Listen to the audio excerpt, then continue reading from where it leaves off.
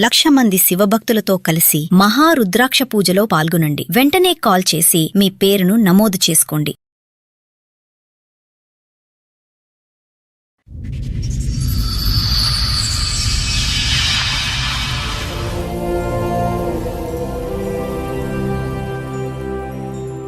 చెప్పండమ్మా, ఏంటి మీ సమస్య? మా ఆయన అప్పుడు నాకు బాగాలేదు అని చెప్పిండు. చెకప్ చేపిమంటే చేపించాను డాక్టర్ దగ్గర తీసుకెళ్తే. చెప్తే అక్కడ ఆయన చెప్పాడు, నాకు వచ్చేది ఏడ్చింది అని చెప్పాడు. మా అమ్మకి చెప్పాను. చెప్తే వాళ్ళు ఉన్నారు, ఇది నీ వాళ్ళని వచ్చిందని చెప్పి అతను గొడవ పెట్టుకున్నా. మా ఆయన వద్దు ముద్దు పెట్టొద్దు అంటుంటే మా పాప ఓకే ముద్దు నోట పెట్టేవాడు. అమ్మో, పాప గొడవ వచ్చిందా? పాప గొడవ వచ్చేసింది, చనిపోయాడు. ఎట్లా? మళ్ళీ అమ్మాయిల దగ్గరికి వెళ్ళే బుద్ధి కూడా ఉంది.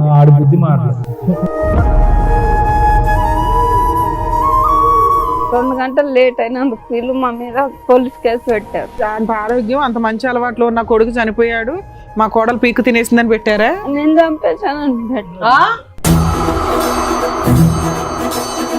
ఈమెతే రోజు వచ్చి కొట్టది మా మరదలు.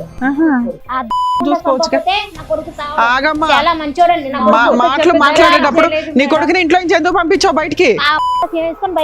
ఏ బూతులు మాట్లాడదు ఇక్కడ. నీ దగ్గర వారసత్వ ఆస్తి 8 ఎకరాలు ఉంది, ఒక ఇల్లు ఉంది. అది నువ్వు సంపాదించింది కాదు, నీ కూతురు సంపాదించింది కాదు. ఆ పిల్లకి ఆస్తుల మాట ఇవ్వడానికి నీ ప్రాబ్లం ఏంటి? ఇవ్వను మేడం. ఇస్తారా, జైలుకి వెళ్తారా చెప్పండి? పైగా ఫేక్ కేసులు ఒకటి వేస్తారా వాళ్ళు బ్లాక్ మెయిల్ చేయడానికి? వాళ్ళ వెనకాల ఎవరు లేరని. వాళ్ళ వెనకాల మేము ఉన్నాం. నీ వెనకాల ఆస్తుందా? బయట వెళ్ళు, బయటకు వెళ్ళు. కోర్టులో ఏం చేస్తానో చూద్దు గానీ నేను ఈ కేసు ఇక్కడ సెటిల్మెంట్ కూడా చేయను. మీ అబ్బాయిని పెళ్లి చేసుకుని 11 ఏళ్ళు అవుతుంది. అమ్మాయి 11 ఏళ్ల నుంచి దాని మీద రూపాయితో సహా వసూలు చేస్తా. అసలు వాళ్ళ మీద హెరాస్మెంట్ కేసేద్దాం, పోలీసులు ఫోన్ చేయండి. రేపే పోలీస్ స్టేషన్ కేసులో అమ్మాయి తరపున వేయించాల్సిన అన్ని కేసులు వేస్తా. నువ్వు ప్రాపర్టీ 8 acres లోకి ఎలా వెళ్తావో చూస్తాను. నమస్తే. సుమన్ టీవీ సమర్పిస్తున్న పద్మవ్యూహం కార్యక్రమానికి స్వాగతం. మరి ఈ కార్యక్రమంలో మనతో పాటు ఉన్నారు ప్రముఖ హైకోర్టు అడ్వకేట్ రమ్యాకుల గారు. నమస్తే మేడం. నమస్తే అండి. ప్రముఖ సైకియాట్రిస్ట్ డాక్టర్ కళ్యాణ్ చక్రవర్తి గారు. నమస్తే సార్. సార్ మేడం, లక్ష్మి గారు ఆవిడ సమస్య చెప్పుకోవడానికి ఇక్కడి వరకు వచ్చారు. ఆవిడ సమస్య ఏంటో అడిగి తెలుసుకుందాం. నమస్తే అండి. నమస్తే మేడం. ఎక్కడి నుంచి వస్తున్నారు? మేము ఇక్కడ హైదరాబాద్ లో ఉంటాం. హైదరాబాదేనా? మీతో పాటు ఎవరెవరు వచ్చారండి? మా తమ్ముడు వచ్చాడు, మా అత్త వచ్చి, మా మరదలు వచ్చి. చెప్పండమ్మా, ఏంటి మీ సమస్య? నాకు పెళ్లి 10 సంవత్సరాలు అవుతుంది మేడం. ఆ పెళ్లి అయినాక సంవత్సరానికి పాప పుట్టింది. పాప పుట్టినాక మా ఆయన బాగా తాగి కొట్టడం ఇది చేయడం చేశాడు మేడం. చాలా టార్చర్ మేడం, అసలు తట్టుకోలేకపోయేదాన్ని. రోజు తాగొచ్చి గొడవ పెట్టుకున్నాం. మా అత్త మామ కూడా టార్చర్ చూపించేవాళ్ళు, హెరాస్మెంట్ చేసేవాడు. మీ ఆయన ఏం పని చేసేవాడు? లేబర్ పని చేసేవాడు మేడం. నువ్వేమన్నా పని చేస్తావా? నేను ఇళ్ళలో పని చేస్తాను మేడం. అరేంజ్డ్ మ్యారేజ్ అమ్మా మీది? అవును సార్. పెద్దలు నిర్ణయించారు. ఒక బాబా మీకు? పాప. పాప. ఓకే. ఇప్పుడు 9 years పాప. సో మొత్తం అంతా తాగుడు కొట్లాట్లు దీని మధ్యనే జరిగింది 10 సంవత్సరాలు. తర్వాత ఏమైంది అంటే, ఇట్లా నాకు బాగాలేదు అని చెప్పిండు. బాగాలేదని చెప్తే ఏమైందమ్మా అంటే హాస్పిటల్కి వెళ్దామంటే హాస్పిటల్ తీసుకెళ్ళాను. ఎన్నేళ్ల క్రితం ఇది? 5 ఏళ్ల కింద. 5 ఏళ్ల కింద. బాగాలేదు నాకు 6 నెలలకు అట్లా బాగాలేదంటే హాస్పిటల్ తీసుకెళ్తే తాగుతున్నాడు కదా, బాడీ మొత్తం చెకప్ చేపిమంటే చేపించాను డాక్టర్ దగ్గర తీసుకెళ్తే. చెప్తే అక్కడ ఆయన చెప్పాడు, ఈయనకు వచ్చేది ఎయిడ్స్ ఉంది అని చెప్పాడు. అని చెప్పినాక ఇంకా నాకు ఏం అర్థం కాలేదు, ఏం చేసుకోవాలో అర్థం కాలేదు. మా అత్తమ్మ చెప్పాను. చెప్తే వాళ్ళు ఉన్నారు, ఇది నీ వాళ్ళని వచ్చిందని చెప్పి అతను గొడవ పెట్టుకున్నా. కాదమ్మా, నీకు మెడికల్ పాప పుట్టినప్పుడు టెస్టులు చేస్తుంటారు కదా కామన్ గా, అట్లాంటివి చేస్తారమ్మా ఎట్లయినా కానీ. సో అప్పుడు నీకు ఏ ప్రాబ్లము లేదు. మీ ఆయనకి హెల్త్ బాగోపోవడం వల్ల టెస్టులు చేయిస్తే HIV అని తెలిసింది. అదే మిమ్మల్ని ఎందుకు ఎలిగేషన్ చేస్తున్నారు? మరి మీరు కూడా టెస్ట్ చేయించుకున్నారా? అది కాదు మేడం, మా అత్తమ్మ చెప్పాను నేను. అవును, చెప్తావుగా కామన్.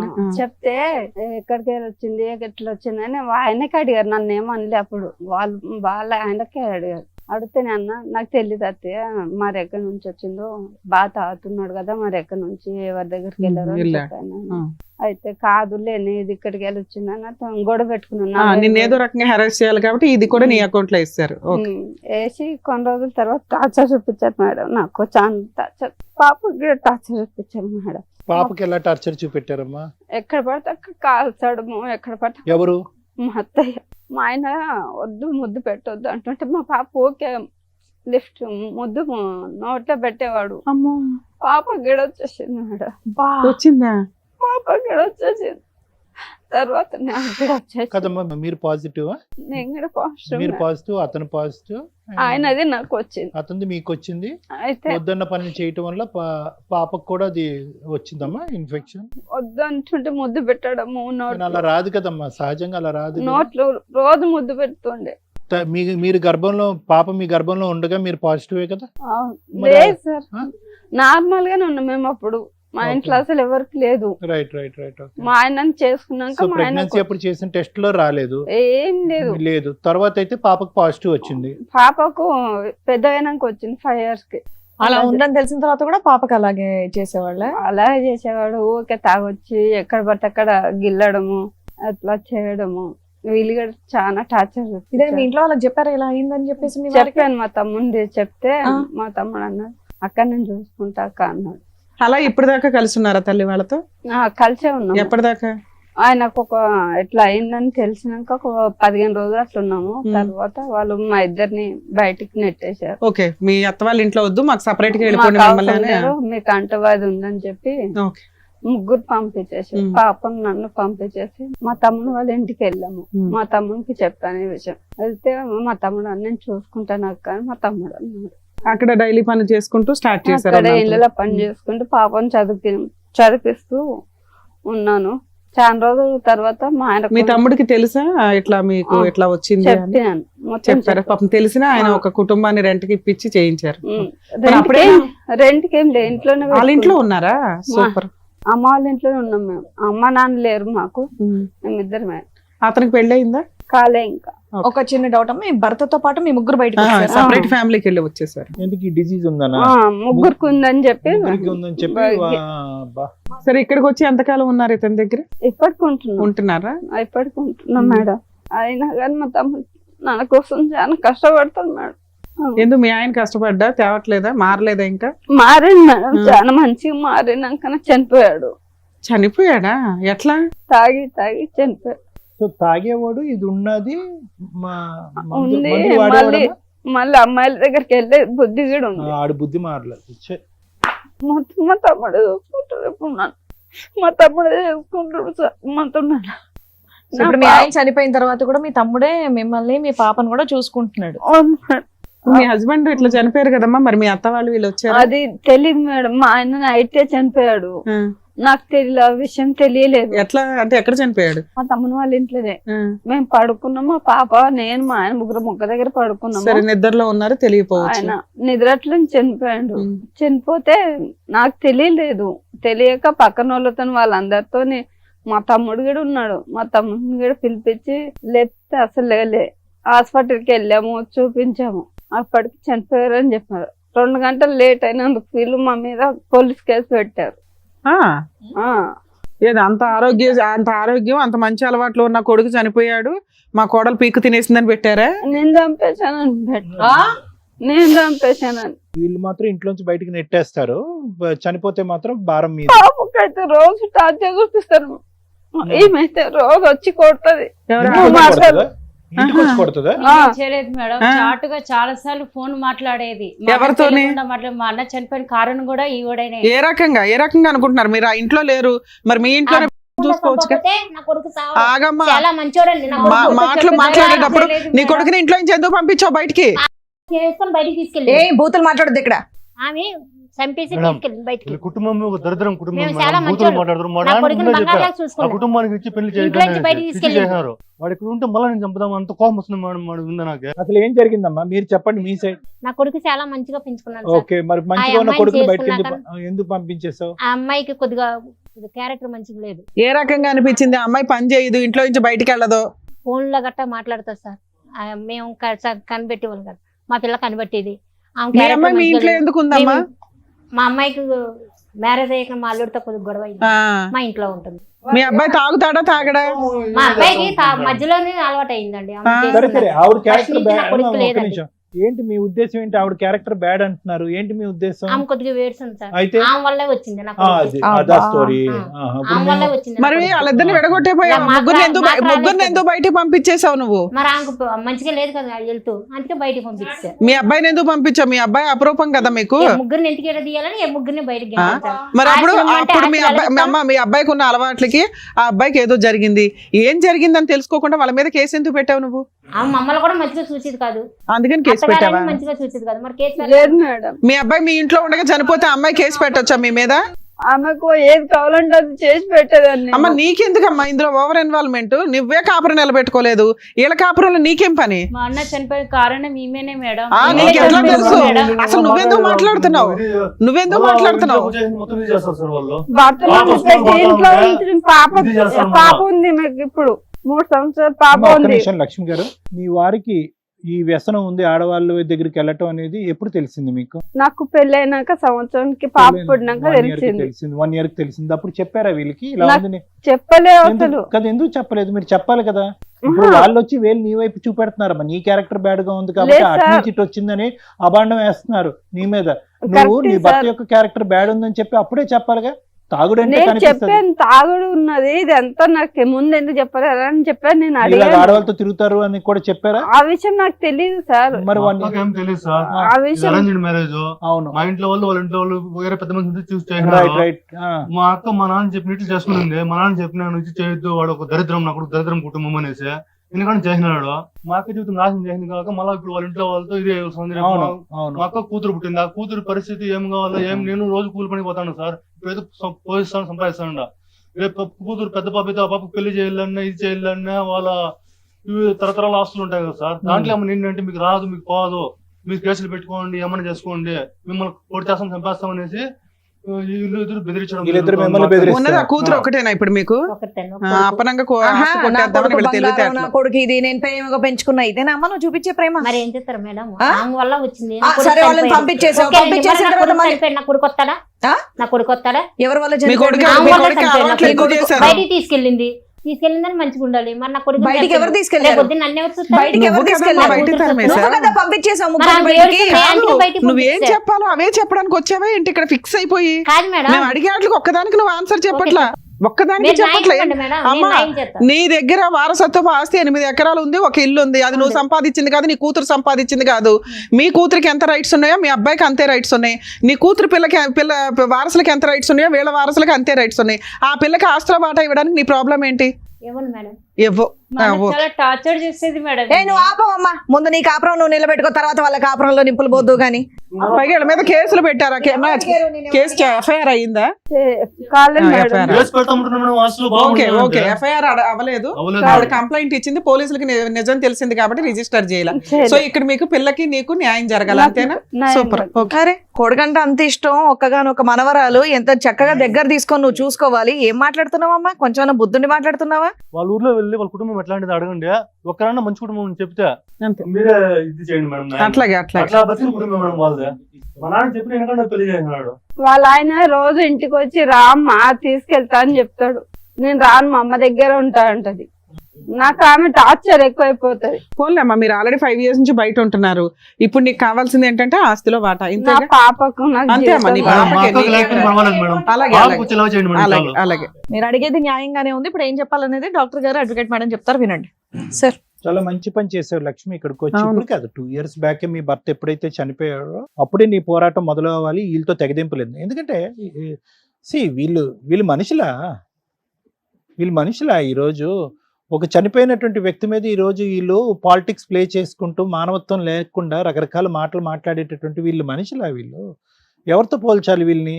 పైపెచ్చి ఏంటంటే ఒక ఆడదానికి మీ ఆయన్ని అంటే ఒకటమ్మా, చాలా బాధగా ఉంది లక్ష్మి. నీ భర్త మీ నాన్నగారు చేసినటువంటి తప్పు మీరు కంటిన్యూ చేశారు. పిల్లలు తెలుసో తెలియకో నాకు తెలీదు. ఎందుకు ఒక ఒక కుటుంబం కరెక్ట్‌గా లేనప్పుడు, ఆ కుటుంబం యొక్క పరిస్థితులు, ఆ చరిత్ర భాగోతాలు మనకు బాగా తెలిసినప్పుడు ఎందుకు ఏదో ఊడి పడిపోతదనేటటువంటి విధంగా ఈ సంబంధం కాకపోతే ఏ సంబంధం దొరకదనే విధంగా పెళ్ళెందుకు చేస్తారు? ఏదేనమ్మా, నేను చెప్పేది ఒకటేనమ్మా. 99 కారణాలు గొప్ప కుటుంబం అని మనకు తెలుస్తదమ్మా. ఒక్క కారణం చెడ్డ కుటుంబం అని తెలిస్తే కనుక విత్‌డ్రా అయిపోవాలి. ఎందుకంటే జీవితాంతం చేసేటటువంటి ప్రయాణం. నేనెప్పుడు అందరికీ అదే చెప్తా ఉంటాను.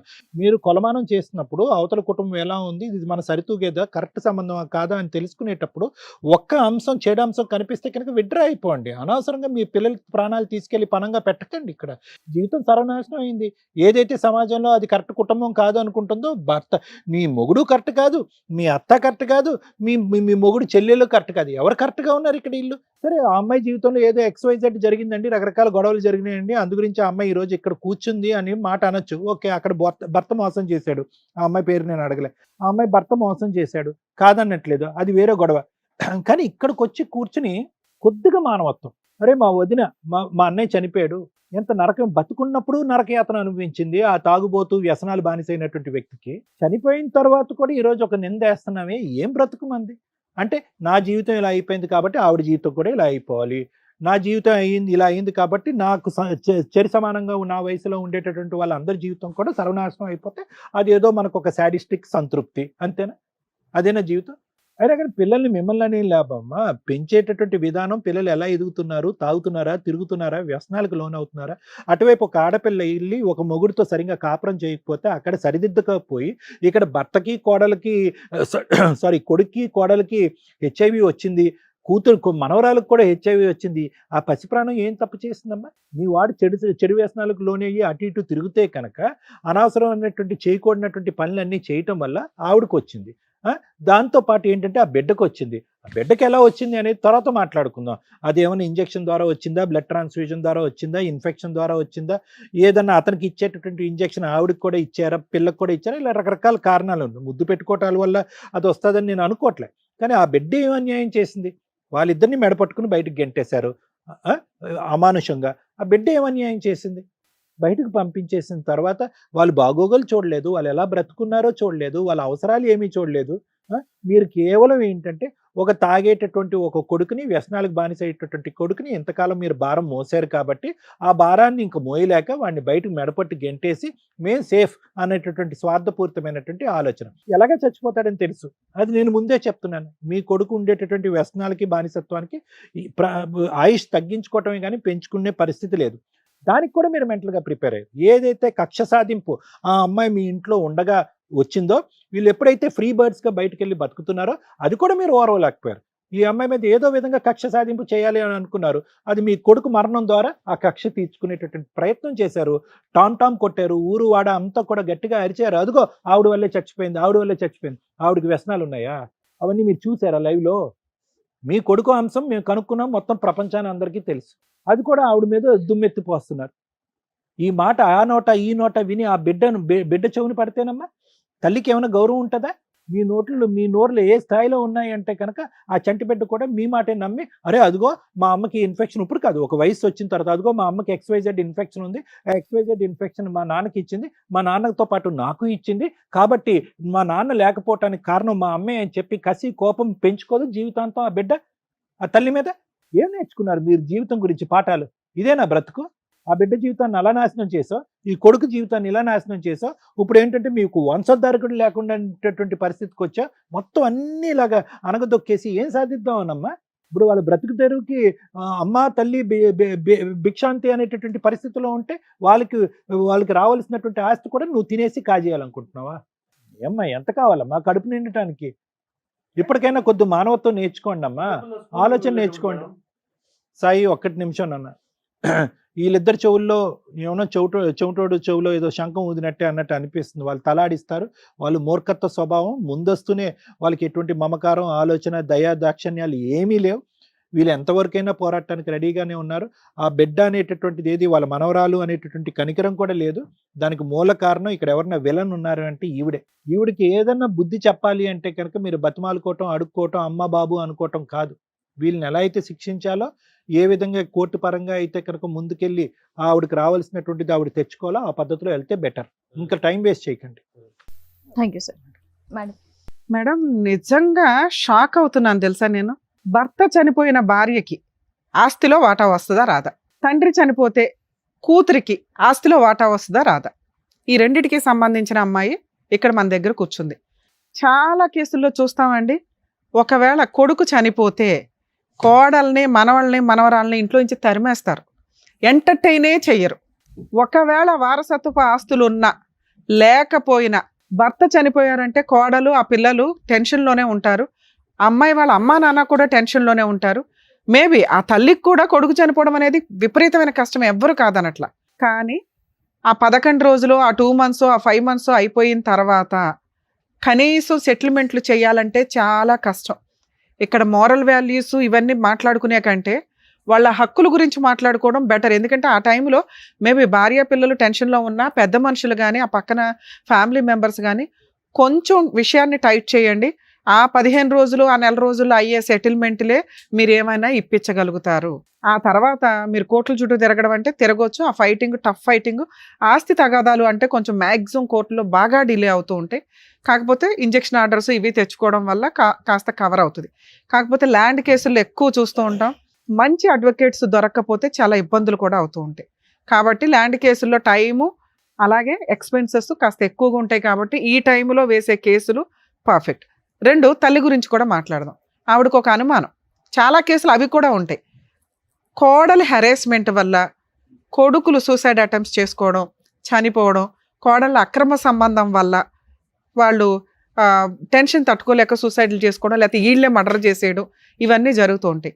ఆ టైంలో కొడుక్కి సంబంధించిన పేరెంట్స్ కానీ, మేబీ పేరెంట్స్ కష్టంగా బాధగా ఉంటే వాళ్ళ రిలేటివ్స్ ఎవరైతే ఉంటారో ఇమ్మీడియట్గా కోడలు వాళ్ళ ఫ్యామిలీ మెంబర్స్ మీద క్రిమినల్ యాక్షన్ తీసుకోవచ్చు, మాకు డౌట్ ఉందండి అని. అలాగే ఈ చనిపోయే వ్యక్తుల విషయాల్లో వాళ్ళు ఏదన్నా ఫ్యామిలీ మెంబర్స్ మధ్య రిలేషన్ బాగుంటే కాస్త ఇన్సూరెన్స్లు, మీ తదనంతరం భార్య పిల్లలు ఎలా బతకాలనేది కూడా కొంచెం జాగ్రత్తగా చూసుకోండి. ఒకవేళ క్రూయల్ పర్సన్ అయితే మీరు ఒక లెటర్స్ రాసి పెట్టుకోండి, వాళ్ళకి ఆయుధం అవుతుంది. ఎందుకంటే 2 ఈక్వల్గానే నడుస్తున్నాయి ఈ మధ్య సొసైటీలో. ఈ కేసులో మనకి బాధితురాలు కోడలే, ఎందుకంటే ఆ అత్త మాట్లాడుతున్న విధానం కేసు యొక్క స్టోరీని బట్టి. అందుకే నేను 2 చెప్పాను మీకు. జెంట్స్ మంచోళ్ళు ఉంటారు, లేడీస్ మంచోళ్ళు ఉంటారు. ఇక్కడ ఆస్తికి సంబంధించి కోడలు మంచిదే. ఎందుకంటే కోడలు చివరి నిమిషం దాకా భర్తతో కాపురం చేసింది. దారుణమైన పెంపకం కొడుకుది. వాయిస్ ఆ రేంజ్లో ఉంది, ఆయన సిస్టర్ది, ఆయన అమ్మది.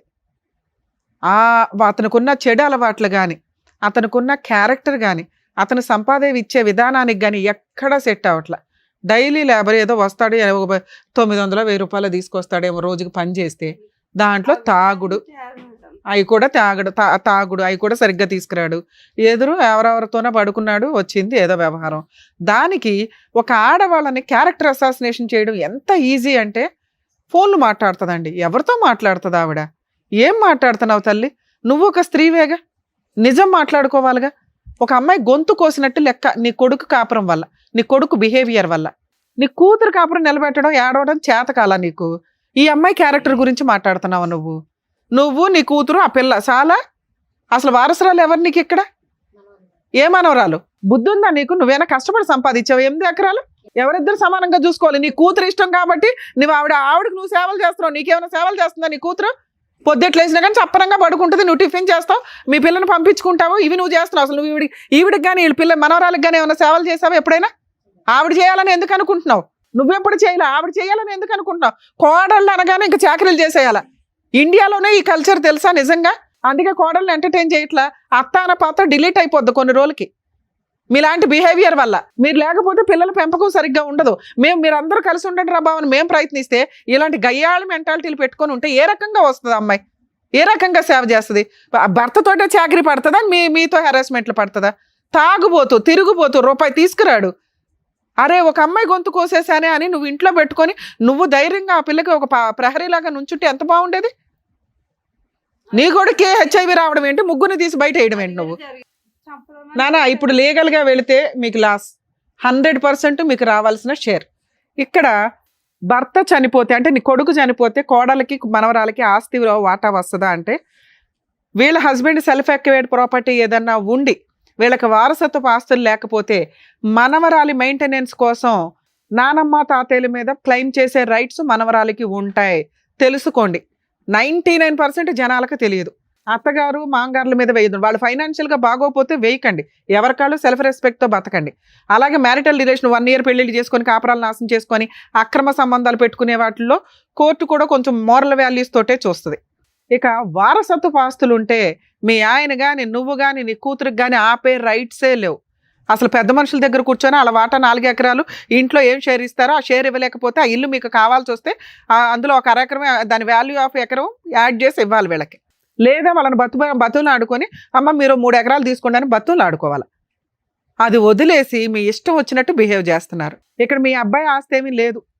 మీ అబ్బాయికి వచ్చే షేర్లో 3 వాటాల కింద లెక్క. అది కూడా నిజాయితీగా చెప్తున్నాను. అసలు యాక్చువల్గా నీకు ఇవ్వకూడదు, నీకు చెప్పకూడదు కూడా.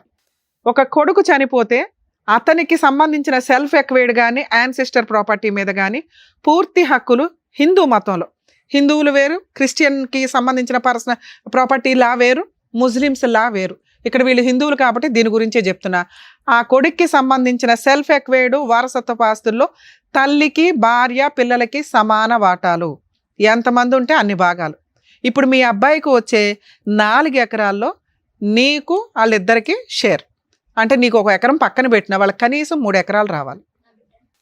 మీ అబ్బాయికి వచ్చే షేర్ 50% గురించి మాట్లాడుతున్నామమ్మా, నీ షేర్ కాదు. మీ అమ్మాయి షేర్ నేను మాట్లాడలేదుగా. 8 ఎకరాల్లో నేను లేదా మీరు అందరూ కూర్చొని ఆ 8 ఎకరాలని 3 భాగాలు చేసుకోండి. అర్థమైందా? మీకు 1 భాగం, ఆవిడకి 1 భాగం, ఈవిడికి 1 భాగం. ఆ రకంగా చూసినా వీళ్ళకి ఎంత రావాలి? 3 ఎకరాల దాకా రావాలిగా. ఎందుకంటే ఇంట్లో వాటా ఇవ్వరుగా మీరు. 3 ఎకరాలు ఈ రోజు ఇక్కడ అగ్రిమెంట్ రాసి వెళ్తారా లేదా? మీ ఇద్దరు లీగల్ హెయిర్ సర్టిఫికేట్కి అప్లై చేసుకోండి. నీ పేరు వీళ్ళిద్దరు పేర్లు వస్తుంది. మీ అబ్బాయికి సంబంధించిన దాంట్లో ప్రాపర్టీ పార్టీషన్ చేసుకొని వాళ్ళకి ఇవ్వాల్సిన షేర్ వాళ్ళకి రిజిస్ట్రేషన్ చేయండి. రిజిస్ట్రేషన్ ఎక్స్పెన్సెస్ కూడా మీరే పడాలి. ఒకవేళ మీరు ఇది సెటిల్మెంట్ నేను ఇక్కడ చేయనండి కోర్టులో చూసుకోండి అంటే మీ అబ్బాయి చనిపోయిన దగ్గర నుంచి ఆ 8 ఎకరాల మీద మీరు ఎంత వసూలు చేశారో వడ్డీతో సహా, అంటే కవులు డబ్బులు కానీ ఇన్కమ్ కానీ మొత్తం వసూలు చేసి పెట్టాల్సి వస్తుంది. సుమన్ టీవీ అమ్మాయి వెనకాల ఉంది. ఆ అమ్మాయి నిజంగా విక్టిమ్, బాధితురాల కింద లెక్క. ఈ కేసులో మేము 100% ఆ అమ్మాయికి సార్ ఫ్రీ కౌన్సిలింగ్ ఇస్తారు, నేను ఫ్రీ లీగల్ ఎయిడ్ కూడా చేస్తాను. అమ్మాయి జీవితం అమ్మాయి ఇదే. మీకు ఏంటంటే వీళ్ళకి హెల్త్ ప్రాబ్లం ఉంది కాబట్టి వీళ్ళు ఏదైనా అయిపోతే మొత్తం ఆస్తి నేను నా కూతురు తీసుకోవచ్చు. పిచ్చి తెలివితేటలు. ఇస్తారా? జైలుకి వెళ్తారా చెప్పండి? పైగా ఫేక్ కేసులు ఒకటి వేస్తారా వాళ్ళని బ్లాక్మెయిల్ చేయడానికి? వాళ్ళ వెనకాల ఎవరు లేరని. వాళ్ళ వెనకాల మేము ఉన్నాం. చెప్పు. మా వెనకాల వస్తుంది. నీ వెనకాల ఆస్తుందా? పో బయట, వీళ్ళు బయటికి వెళ్ళు. కోర్టులో ఏం చేస్తానో చూద్దు కానీ నేను ఈ కేసు ఇక్కడ సెటిల్మెంట్ కూడా చేయను.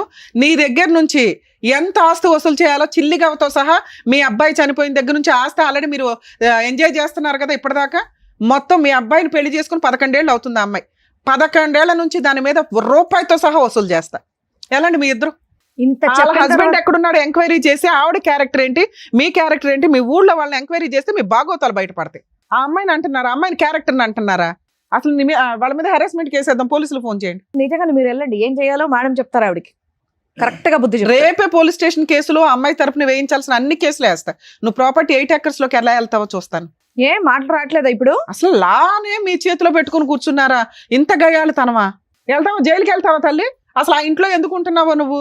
ఫిట్టింగ్లు ఎందుకు పెడుతున్నావు? ఆమె నడిపిస్తుంది. ఆమె మీద అంటారు నన్ను అనాలి. నా బిడ్డనంట నువ్వెవరు? నీ కోడలు అనొచ్చా నువ్వు? ఫోన్లు మాట్లాడుతుందంట. అమ్మా మీరు మంచోళ్ళు ఆ ఏరియాలో అనేవాళ్ళు ఒకరితో ఫోన్ చేయించు. నువ్వు నీ దమ్ముంటే. మేమేం తప్పు చేసాం మేడం? మా ఊర్లో అమ్మా నువ్వు తప్పు చేసావా? నీ క్యారెక్టర్ ఏంటని నేను ఇక్కడ మాట్లాడలా. నేనేం మాట్లాడా? లా ప్రకారం వాళ్ళకి రావాల్సిన షేర్ గురించి మాట్లాడుతున్నా. నేను లీగల్ గా దిగితే ఎలా ఉంటుందో తెలుసా? న్యాయం చేయాలి. నువ్వెవరు న్యాయం చేయడానికి? వాళ్ళకి ఇవ్వాల్సిన షేర్ వాళ్ళకి ఇవ్వు. నువ్వేంటి గోంగూర న్యాయం చేసేది ఇక్కడ? అప్పనంగా తింటున్నావు 11 ఏళ్ళ నుంచి కూర్చొని. అది మా సొమ్ము, నా భర్త. నీ భర్త సొమ్ము కాదు, మీ మామగారి దగ్గర నుంచి వచ్చిన ఆస్తి. నువ్వెంత షేర్ హోల్డర్వో ఆ అమ్మాయి కూడా అంతే అని చెప్తున్నాను. మాత్రం అర్థం కాదా నీకు? ఇక్కడ రాసిస్తావా కోర్టులో చూసుకుంటావా? ఆలోచించుకుని నీకు 10 నిమిషాలు టైం ఇస్తా. Half an hour. తెలుసు, అదే నేను అన్నా కదా నాన్న. మీరు ఆగండి, మీరు కోపం తెచ్చుకోకండి. మేము లీగల్ గా దిగితే ఎలా ఉంటుందో చూపిస్తాను. చెప్పండి. కూర్చోండి. ఎన్ని గంటలు కూర్చుంటారు? అమ్మ ఇక్కడ నేను ఒక బాండ్ పేపర్ మీద ఇప్పుడు మీ చేత రాయిస్తాను, మీరు విత్ ఇన్ 1 week లో రిజిస్ట్రేషన్స్ కంప్లీట్ చేయాలి, లేదా మా టీం మొత్తం వస్తారు అక్కడ, గుర్తుపెట్టుకో. మేము దిగిన తర్వాత ఎలా ఉంటుందో మామూలుగా ఉండదు ఎవ్వరు. ఓకే మేడం రాస్తాను. నువ్వేమంటావు? ఏ ముఖం మార్చుకున్నావేంటి? అబ్బా కూతురుతో డిస్కషన్ మరి. ఆ, తీసుకురండి బాండ్ పేపర్స్ తీసుకురండి. మేడం మీకు మెదక్లో 8 acres పొలం ఉందట, అలాగే హౌస్ కూడా అక్కడ ఉంది. మీ కోడలికి మనవరాలకి మీరిద్దరు, మీ హస్బెండ్ ఉన్నారా? లేరు. మీరిద్దరు లీగల్ హెయిర్స్ కింద లెక్క. మీరిద్దరు విత్ ఇన్ 1 week నుంచి 10 days లోపు ప్రాపర్టీని వీళ్ళ పేరు మీద రిజిస్ట్రేషన్ చేస్తున్నారు. ఇక్కడ సైన్లు పెట్టండి, అవన్నీ నేను ఫిల్ చేస్తాను. అలాగే కోర్టు ద్వారా లీగల్ హెయిర్ సర్టిఫికేట్ కూడా మేము ఇప్పిస్తాం. మేడం సైన్ తీసి రమ్మా.